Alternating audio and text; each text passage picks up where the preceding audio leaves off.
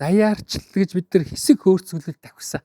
Одоо хурдан машин унахарч ирэх хин хөнгөл тавхихыг л бодно шүү дээ. Тэр шиг эрхчлөөтэй болонгот бүгдээр л хаазаас тулт гიშгэл тавхиж өгсөн. Тэр төс тий. Тэг ямар замаар явж байгаа ч давхил гоё гэдсэн. Нилийн давхилаа 30 жил давхилаа. Одоо эргээд харсан чинь машин байна уу байна, кофе байна уу байна, зугаа цэнгэ байна уу байна, арх байна уу байна, юм хүн байна, мөнгө байна уу байна. Бүгдээрээ тийм биш байна. Дийлэнх нь өдөр тутмын амьдралаа яаж залгуулах вэ гэдэг их хүнд амьдралтай зовж явж байна. Тэгээд энэ ийм байх ёстой юм уу? Энэ цөөхөн хүн амтай Монголын ард түмэнд монголчууд бол дандаа ингэж явах учиргүй ард.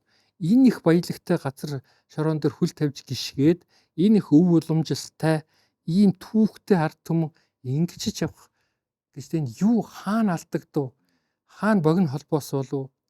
Утас маань уртдуу багадуу сүүрүү юу ороод тусч юу гэдгийг л бодож ийн гэсэн үг л дээ. Тэгэхээр энийгээ барьж авчиж бид энэ 220 дэлхийн үндэстэн донд ялгарах Монгол үндэстэн байх хэрэгтэй. Энэ цусаараа биш, хувцсаараа биш. Оюун бодлороо, өв уламжлалаараа бүтээсэн түүхээрээ ялгарч явах хэрэгтэй. Энийг алдах юм нь одоо ингээд шүхргүү бороонд гарсан гэдэг шиг болчлоо гэсэн үг.